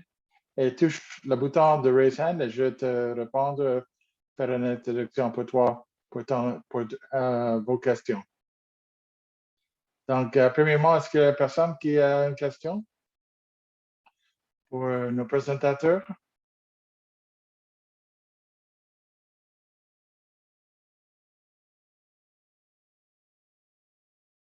OK.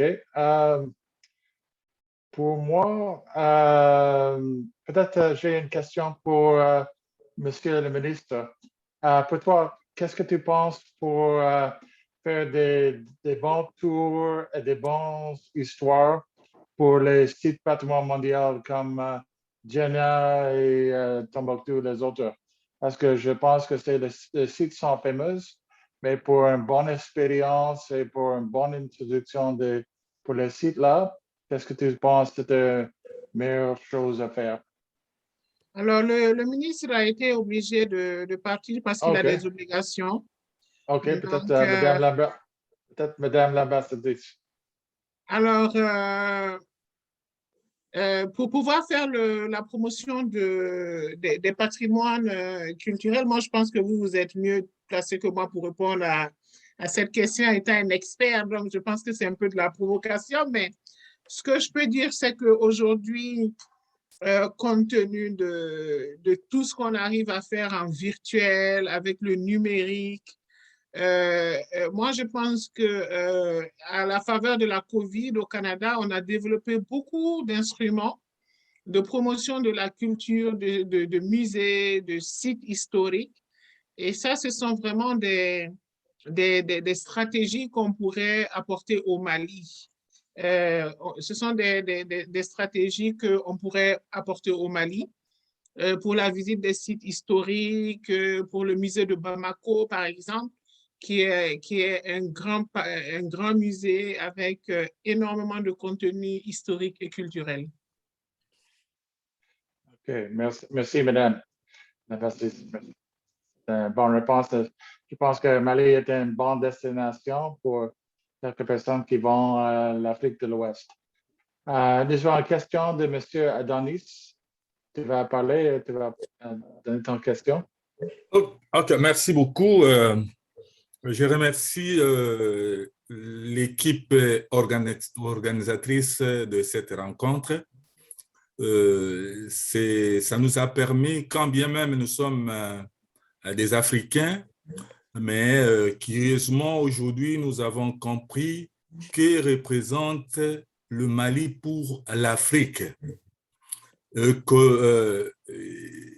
Si l'ambassade peut, parce que nous l'avons écrit, mettre à notre disposition, nous qui avons participé, cette documentation, ça serait une façon aussi de vendre le Mali à travers le monde, parce que le Mali représente une grande richesse et c'est un pays très, très, très important pour l'Afrique. En tout cas, je suis africain, je viens de le découvrir que deux fois, c'est la communication qui manque aux gens. Mais il est grand temps, pendant ce mois, de faire vendre le Mali. Je vous remercie. Merci, M. Adonis. C'est un bon commentaire. Je vous Et remercie. aussi, si tu as des... Pardon, Madame l'ambassadrice, s'il vous plaît. Merci beaucoup, Fergus. Merci beaucoup pour cette question. Tous les documents et les vidéos seront sur le site de l'ambassade, sur la page Facebook et sur la page YouTube, ainsi que les présentations et aussi sur ceux de la Maison de la francophonie d'Ottawa et tous nos partenaires. Et aussi, cette célébration, cet événement, c'est vraiment d'aujourd'hui jusqu'au 26. On a une série d'événements qu'on va continuer d'annoncer. Les fréquences seront pratiquement presque tous les jeudis. Donc, il faut continuer à nous suivre, à suivre nos pages et les pages de nos partenaires. Et ce sera le même lien Eventbrite qui va annoncer les événements pour que vous puissiez vous inscrire. Merci beaucoup, Madame l'ambassadrice. Oui, merci. C'est bon avis. Il y a beaucoup d'événements par l'ambassade de Mali en Canada dans 7 mois. Et si tu as du temps, des intérêts, c'était des très intéressants événements qui viennent sur les prochaines 3 semaines. Donc, merci, Madame l'ambassadrice. La prochaine question est de M. Sherif Kanouté. Bonsoir tout le monde. Merci, monsieur le modérateur. Permettez-moi, avant de faire ma contribution, de saluer tous les participants et surtout les présentateurs pour la qualité exceptionnelle de leur intervention. Ce n'est pas une question en tant que telle, mais c'est une suggestion que je voulais faire à M. Dambélé par rapport à la présentation si riche et variée qu'il a faite. Il s'agit tout simplement, peut-être dans d'autres forats, de mettre en exergue le processus. C'est-à-dire qu'en réalité, lui-même, il a dit qu'il y a eu plusieurs tentatives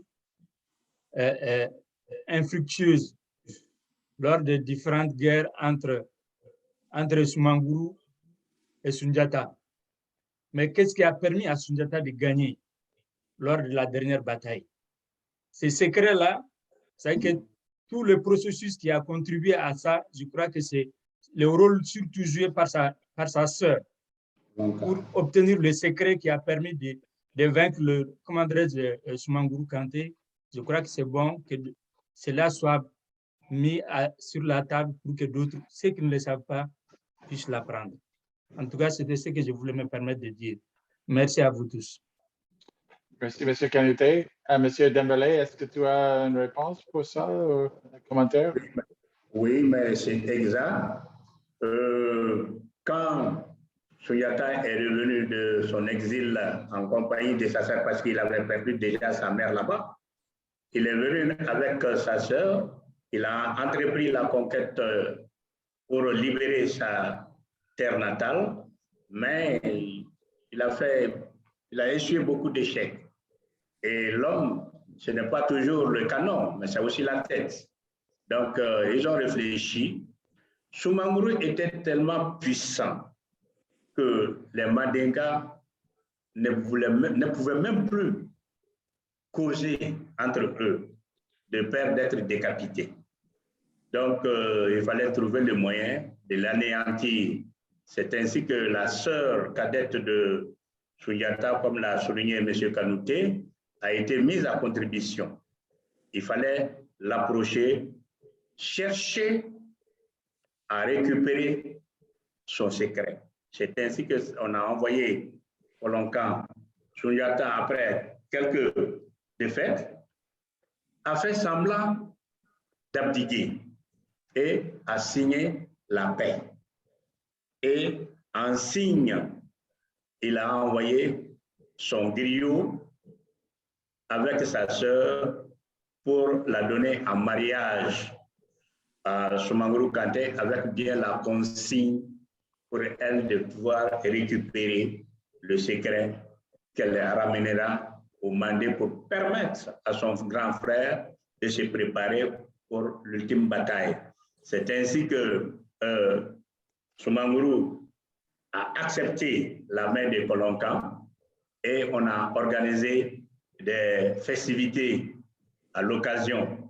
Les griots aussi sont très astucieux. Lui, il est parti avec un grand coursier, un cheval de coursier.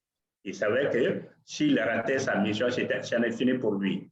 Donc, on a préparé beaucoup à manger et Soumangourou Kanté était friand d'une boisson locale qu'on appelle l'hydromel, fabriquée à base de miel et d'eau bien fermentée. Donc, pendant que la fête battait son plein, alors la nouvelle mariée a tout fait pour saouler son nouveau mari. Et quand elle a su que le mari était maintenant sous le coup de cette boisson, elle est venue lui poser la question de savoir si réellement Soumangourou l'aimait. Soumangourou ne pouvait que répondre que bien sûr que oui. Alors, elle a dit que si tu m'aimes, pour que je ne te porte pas préjudice quelque part, j'aimerais savoir ton secret pour qu'un jour je ne m'y trompe pas. Mais à côté, il y avait la vieille mère de Soumangourou qui écoutait. Quand Soumangourou voulait parler, cette mère est intervenue pour lui dire « Tais-toi, un homme ne raconte pas tous ses secrets à une femme. » Donc les deux se sont tus un moment. Quand la bonne mère aussi est rentrée chez elle, Kolonkan, la sœur de Soundiata, a insisté. Et finalement, Soumangourou a craqué. Il dit à sa femme, je ne peux rien te cacher parce que je t'aime beaucoup. Mon seul secret, c'est l'ergot d'un coco blanc. Si vous voulez m'atteindre, il faut me toucher avec un ergot. Et la même nuit, pendant que la fête battait son plein, on a ramassé les os des animaux abattus à l'occasion de la fête, qu'on a jetés au chien de garde.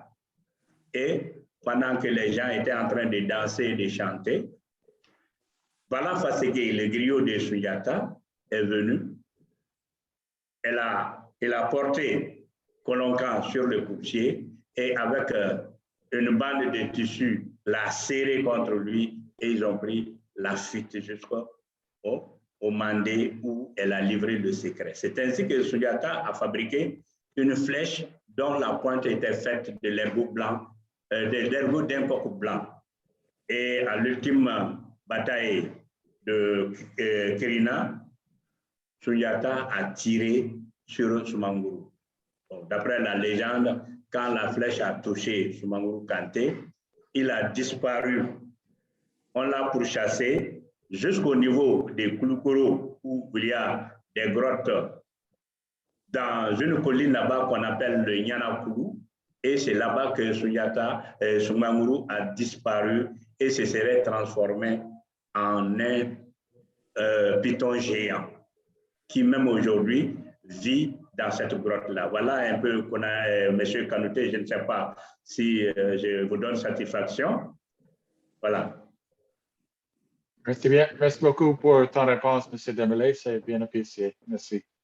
La prochaine question, et merci pour ta patience, mais M. Salif Traoré. Oui, bonjour tout le monde. Qu'il me soit permis vraiment de remercier tous les intervenants, à Madame l'ambassadrice, à Monsieur le ministre et à tous les organisateurs. Ma question vient à la suite de Monsieur Kanouté. C'est par rapport au patrimoine immatériel. Et nous sommes toujours dans l'oralité. Et aujourd'hui, cette question demeure. Tout à l'heure, Monsieur Dembélé a expliqué certaines choses sans aller plus en profondeur. Si j'ai dit d'aller en profondeur, parce qu'il y a des questions cachées derrière ce qu'on dit. Et ce qu'on ne dit pas est classé dans l'immatériel. Et c'est ce qui est le plus important. Est-ce que cela ne poserait pas un problème dans l'avenir aussi? Parce qu'aujourd'hui, la grosse difficulté de l'oralité et de la tradition orale, c'est exactement ça. Comment confirmer le patrimoine immatériel? C'est exactement en partie, il a répondu parce que je crois que M. Kanouté avait abordé dans ce sens. Et il avait répondu aussi en partie dans ce sens. Mais j'aimerais vraiment poser cette question. La seconde, c'est une suggestion, c'est par rapport aussi à cette oralité. Aujourd'hui, tout le monde connaît l'importance de l'image. Et est-ce que nous allons continuer à écrire, à beaucoup écrire, sans essayer de matérialiser ce qu'on est en train d'écrire? Parce que c'est vrai, nous n'avons pas assez cette culture de lecture, hein, ça je vous préviens. Je vous le dis, j'ai la preuve que surtout ici en Afrique, on n'a vraiment pas cette culture de lecture. Et alors, est-ce qu'on ne serait pas tenté de faire aussi beaucoup d'images comme des livres? Merci.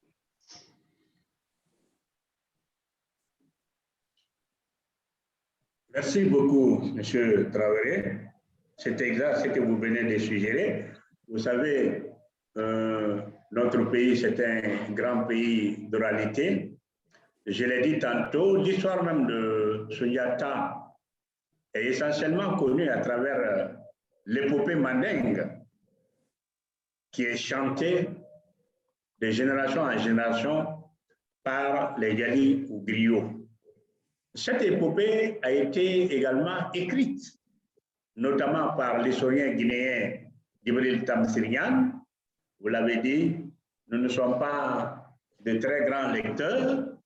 On préfère passer des nuits à écouter un orateur Djali que de prendre un livre et le lire en quelques minutes. Cependant, les historiens maliens et africains se sont remis à la tâche. Vous avez par exemple Kouyaté, écrit par Drissa Traoré. Vous avez Sirima Kouyaté également, qui a beaucoup écrit sur la charte de Koukanfoua. Youssouf Tata Sissé, feu Youssouf Tata Sissé, je m'incline d'ailleurs devant sa mémoire, aussi a réalisé beaucoup de travaux sur l'histoire du Mandé en s'appuyant bien sûr sur la tradition orale avec le grand orateur Wakamisogo de Kirida. Et par ailleurs, si nous revenons un peu plus récemment vers le nord, nous avons parlé tantôt des universités à Tombouctou. Aujourd'hui, Tombouctou est considéré comme un des plus grands centres abritant des manuscrits en langue arabe, ainsi que Djenné. Cela m'amène à répondre un peu à la première question qui avait été posée par rapport à Djenné et à Tombouctou.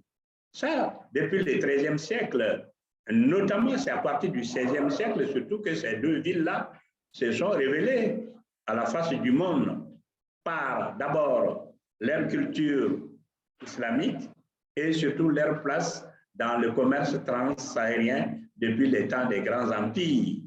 Et l'un des joyaux aujourd'hui à Djenné, c'est cette grande mosquée qui existe et qui fait la fierté aujourd'hui du Mali contemporain.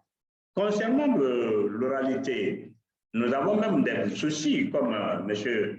Traoré d'ailleurs, parce que tous les grands orateurs, c'est que les grands chroniqueurs ont tendance à disparaître. Et la jeune génération, aujourd'hui, ne travaille pas dans ce sens-là. Il revient donc aux historiens de se remettre à la tâche, comme vous l'avez dit, pour essayer de matérialiser à partir certainement d'images comme la tentative de projection du petit document qu'on voulait nous faire voir par rapport à ça. Le ministre a montré en image, par exemple, la place de Koukanfoua, sous le règne du président Amadou Toumani Touré. On a essayé de retracer la tenue de cette conférence-là en une gigantesque manifestation. Et c'est lors de cette manifestation qu'il a été décidé d'ériger le monument que le ministre nous a montré. Donc, on est là-dessus. Tout ne peut pas se faire à la fois et en même temps, mais je vous dis qu'il y a une génération de jeunes historiens maliens qui travaillent à réécrire l'histoire de ce pays-là. Et ce qui a été déjà fait d'ailleurs par les aînés comme le professeur Boulaye Konaté. Et ils ont réécrit effectivement l'histoire du Mali. Vous avez dit, il y a des choses qui se disent et il y en a aussi qui ne se disent pas. Et pour des raisons bien simples que vous connaissez mieux que moi d'ailleurs. Hein? Nous sommes encore dans la société malienne où, en évoquant certaines choses, vous risquez de heurter la sensibilité de toute une communauté, ce qui va encore poser problème. Ce qui fait qu'on s'était sur certaines choses. Je ne sais pas si j'ai répondu à votre question.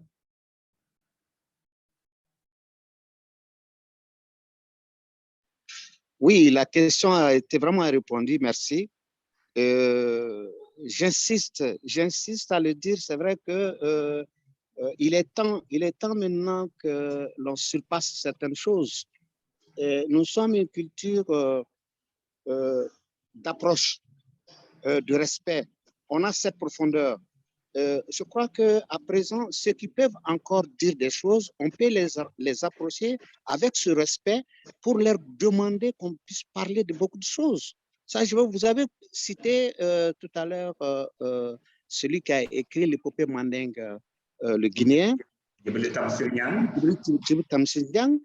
et paix à son âme, aujourd'hui, il est parti avec des remords. Aujourd'hui, quand il dit, je vais citer un petit passage, quand il a dit que Sundiata a courbé 7 barres de fer avant de se redresser. Et quel est le sens profond de ces barres-là? Oui, ça a été dit parce que lui, il a approché les Djali, il a écouté les Djali, et les Djali lui ont donné autant de choses, presque, certainement il a diversifié ses sources, mais ce qui a été écrit, c'est ça.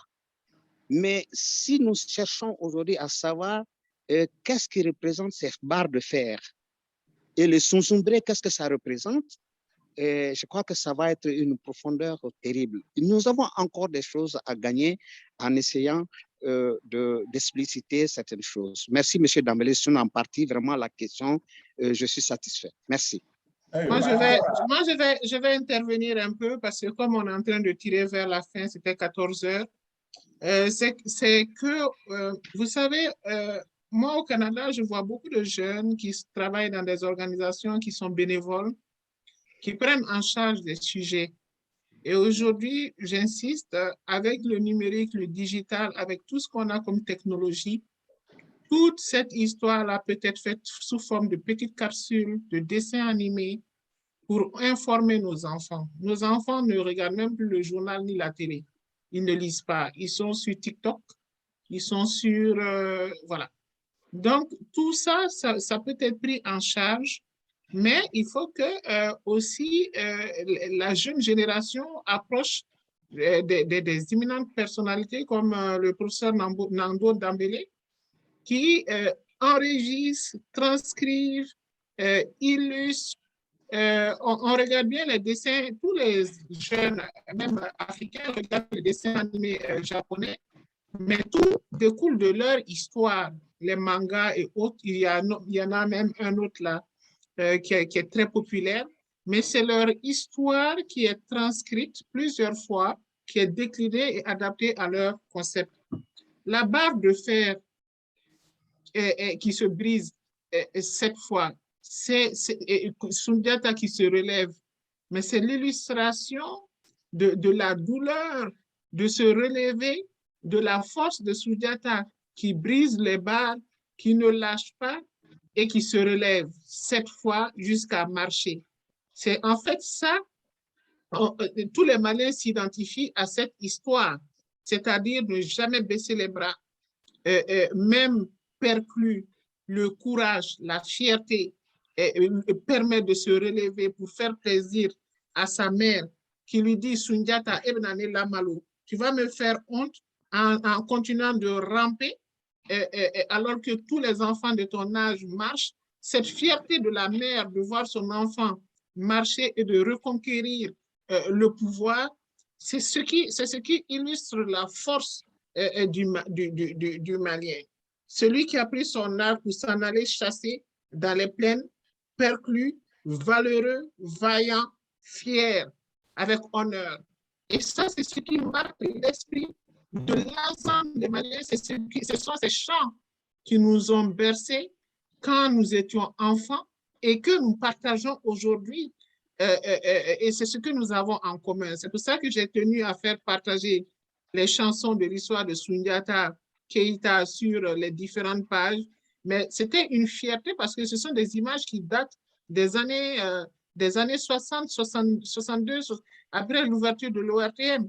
Donc, il y a un élément fédérateur, quel que soit le Malien, quand ces éléments viennent, quelles que soient les différences, nous sommes capables de nous fédérer autour de cela. Et c'est ce qui nous sert de tremplin pour aller de l'avant et de l'avant. Parce que notre histoire, notre patrimoine dont on est fier, c'est ce qui nous permet d'être ce que nous sommes pour nous construire et de servir de fondamentaux pour aller de l'avant. Donc, nous devions terminer cette session à 14 heures. Nous sommes encore 60 personnes, ça veut dire que ça a vraiment suscité beaucoup d'intérêt.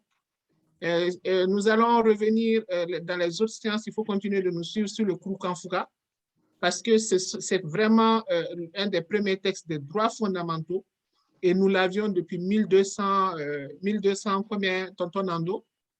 1236. Voilà, donc ce sont des droits fondamentaux qui consacrent les droits humains depuis cette époque-là, et nous sommes possesseurs, le Mali était possesseur de ces documents.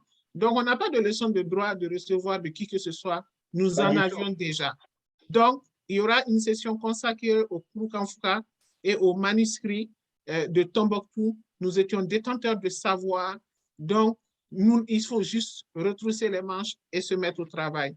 Je vais passer la parole au modérateur pour son mot de la fin, parce que comme il est 14 heures, pour son mot de la fin, et remercier tout le monde pour venir massivement. 60 personnes, on était 80 et quelques. Donc, on continue de nous suivre pour les autres éléments jusqu'au 26. Nous aurons donc une rencontre des femmes textiles, des femmes qui vont travailler sur le textile. Nous avons Sonia ici qui va nous accompagner pour accompagner les femmes maliennes qui œuvrent dans le domaine du textile. Nous aurons la rencontre entre les Dogons et les autochtones, les peuples racines du Mali le 25, donc dans un dialogue interculturel sur le changement climatique et la gestion des ressources naturelles. Et c'est co-organisé avec la fondation de Sonia et Sonia Malodeki que vous voyez, ainsi que tous nos partenaires de l'Université et l'Amazon de la francophonie. Je vous remercie infiniment et je redonne la parole à M. McLaren. Merci beaucoup, Madame l'ambassadrice. Comme je dis toujours, tu es un vrai champion pour le Mali. Tu vas faire toutes les choses importantes, les choses de culture, les choses d'environnement, toutes les choses, le patrimoine immatériel, c'est culturel. C'est toujours une bonne expression pour la fierté et l'amour de ton pays. Donc, merci pour ça. Je remercie aussi tous les présentateurs, Son Excellence, Monsieur le ministre, et aussi Madame Edna Osman et Monsieur Dembélé. Toutes les présentations, c'est très important pour la connaissance de l'histoire, les cultures de le Mali, et aussi pour les choses importantes qui sont dans le cœur de les gens, le citoyen. Je pense pour moi, j'ai voyagé autour du monde et j'ai vu beaucoup de pays et beaucoup de personnes, beaucoup de cultures. Et je sais que la force et la fierté et la détermination de le peuple, c'est basé il y a la fondation de leur culture, toujours. C'est la chose importante. Avec Mali, avec l'histoire, avec les gens importants et l'histoire, je pense qu'éventuellement, avec la base de ça, elle a un bon avenir. Donc, merci bien à tous et toutes pour vos présences aujourd'hui. Et j'espère que tu vas passer un bon après-midi et un bon événement et aussi un bon soir et soirée. Et aussi, comme je dis avant, il y a beaucoup de bons, excellents événements cette mois. Et donc, sur les social media, le Twitter, le LinkedIn aussi, il y a beaucoup de bonnes informations pour le prochain événement de l'ambassade de Mali. Donc, merci beaucoup et je veux passer un bon après-midi et une bonne soirée.